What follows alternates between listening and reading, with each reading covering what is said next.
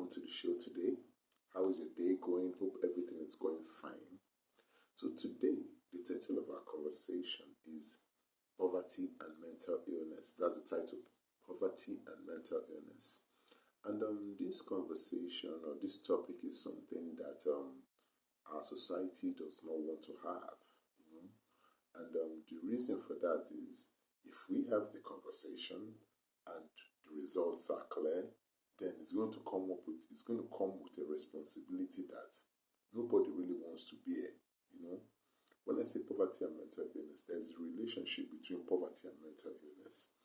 And if our society established that relationship and our government acknowledge that relationship, then they are going to have a responsibility to ensure that their citizens are not living in poverty.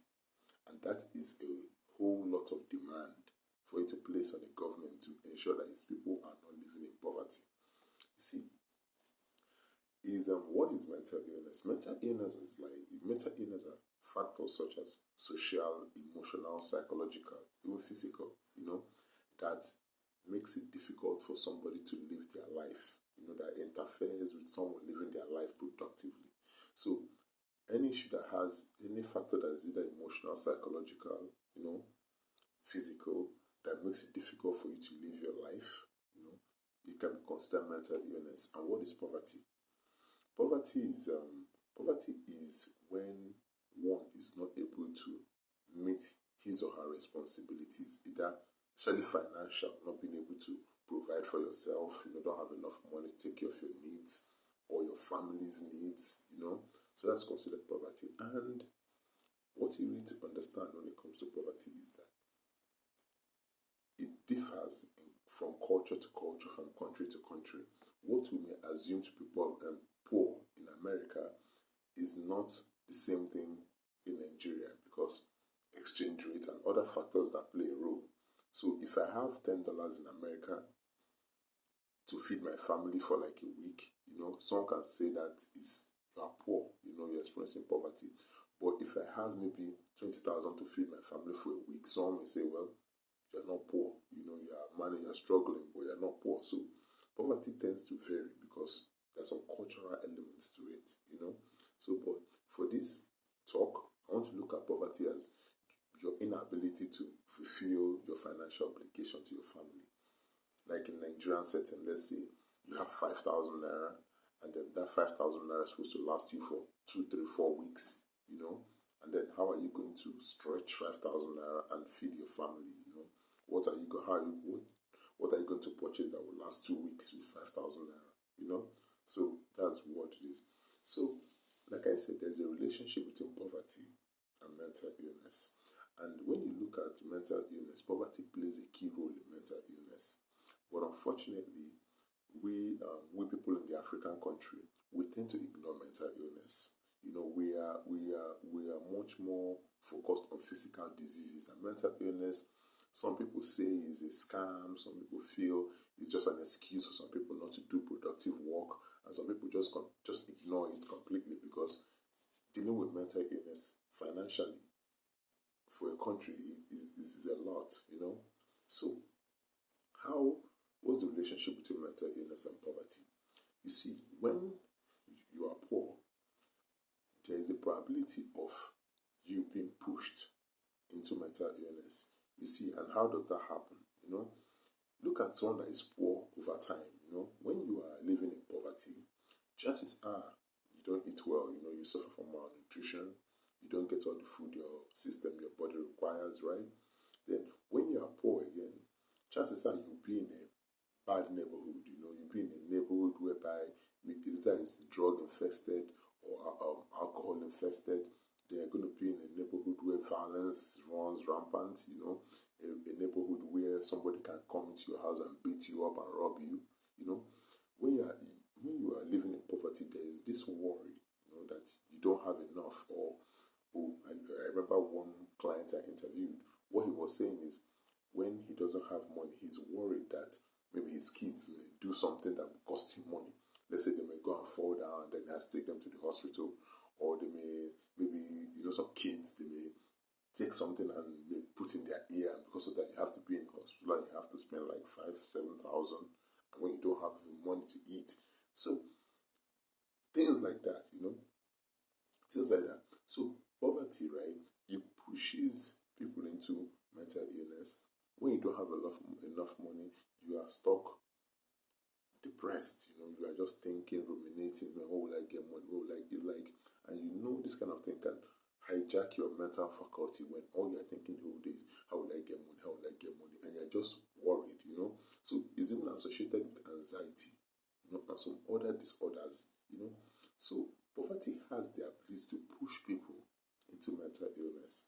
And this relationship is a very vicious cycle. And what do I mean by vicious is that poverty has the chances and can push you into mental illness. And mental illness, when you have mental illness, you are more likely to remain in poverty. So you see how dangerous it is. When you have mental illness, you're more likely to remain in poverty. And the reason for that is when you have mental illness, chances are you cannot keep a good job. Nobody is going to, if you are suffering from mental illness, chances are you may not be able to meet the demands of your work, especially if you are someone working in a field that is that is well paid. It's difficult for you to maintain that job because when your mental illness kicks in as a result of stress you are going through, you will not be able to meet your responsibilities, and chances are you will get fired from the job because of the mental illness you are going through.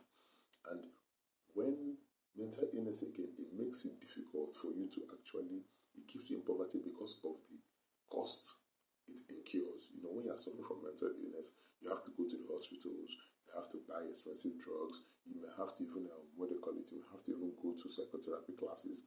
And sometimes this therapy, they cost a lot, sometimes 20,000 a session.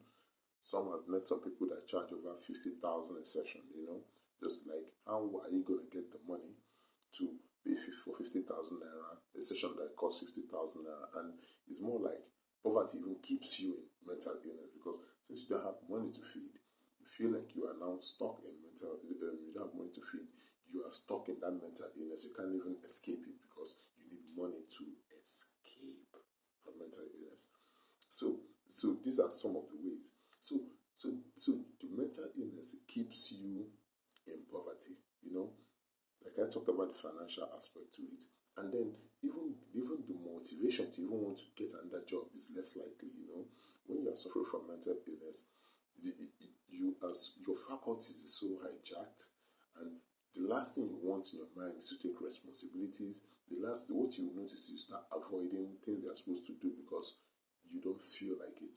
That's why some people tend to think mental illness is like a scam, because when someone is experiencing something like depression, you don't want to do anything. You don't want to do the things that you love to do. You don't want to hang with your family or do anything that is kind of productive or can even take you out of that mental illness.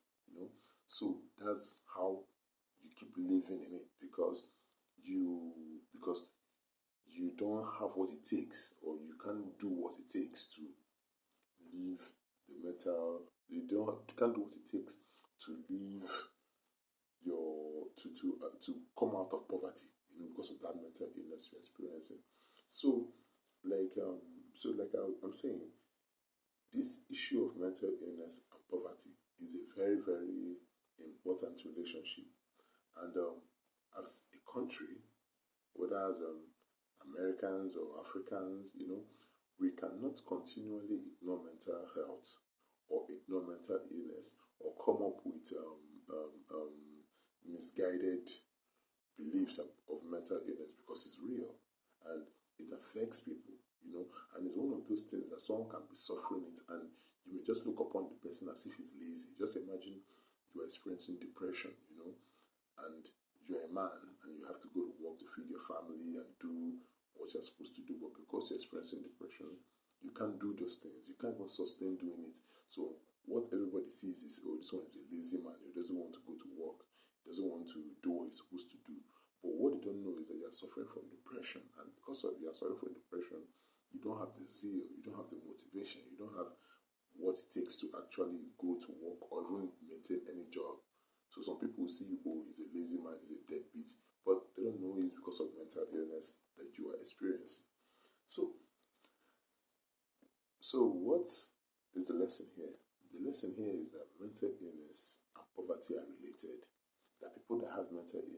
chances are over a period of time you will drift into poverty if necessary care is not taken. And ignoring your mental health, ignoring mental illness that you are experiencing will not make it go away. And some people cannot take care of their mental illness because they don't have money. And when you don't have money, it keeps you in mental illness. So the cycle kind of revolves. So you see, so that's all I have to say about this, the relationship between poverty and mental illness.